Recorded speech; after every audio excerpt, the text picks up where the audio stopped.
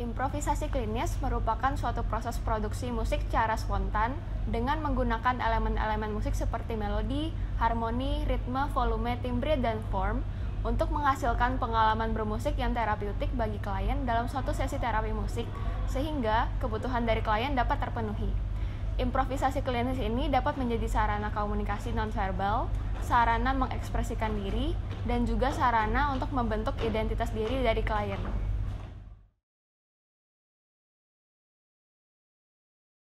Teori-teori yang melandasi improvisasi klinis pada praktek terapi musik antara lain adalah teori psikoanalisis dari Stern dan Winnicott. Teori dari Stern berbicara tentang efek attunement.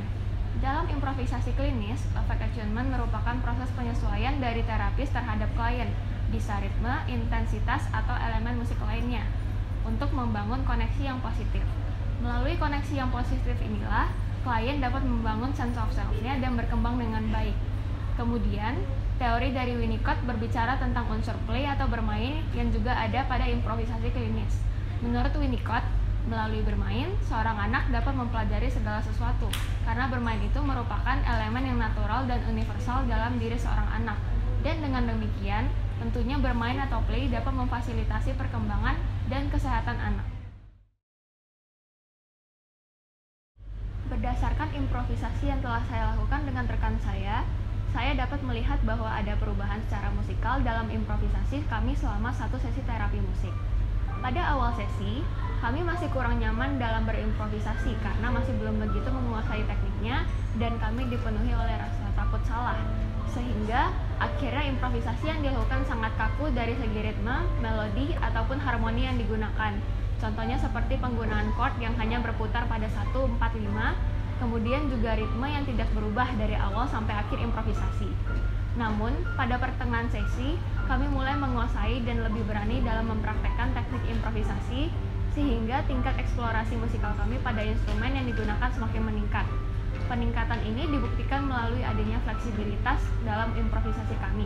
Contohnya, seperti ritme yang mulai banyak divariasikan, penggunaan chord yang lebih variatif, tidak hanya 1, 4, 5, kemudian juga intensitas suara yang sudah sangat beragam, mulai dari yang sangat lembut hingga yang sangat keras.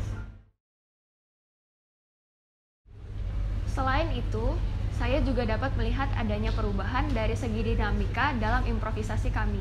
Pada awal sesi, rekan saya terlihat tidak terlalu antusias untuk berimprovisasi bersama saya, dan permainannya juga sangat berpusat pada dirinya sendiri. Ia terlihat sangat tertutup dan tidak ingin mendengarkan ataupun berkolaborasi sama sekali dengan permainan saya. Namun, pada pertengahan sesi, perubahan terjadi di mana rekan saya mulai terlihat lebih antusias dalam berimprovisasi, sudah lebih terbuka, dan tidak lagi berpusat pada dirinya sendiri, melainkan juga mau mendengarkan permainan saya. Dan ketika ada momen di mana kami dapat berimprovisasi dengan sinkron tanpa direncanakan, kami merasakan adanya rasa senang dan puas terhadap improvisasi yang kami lakukan.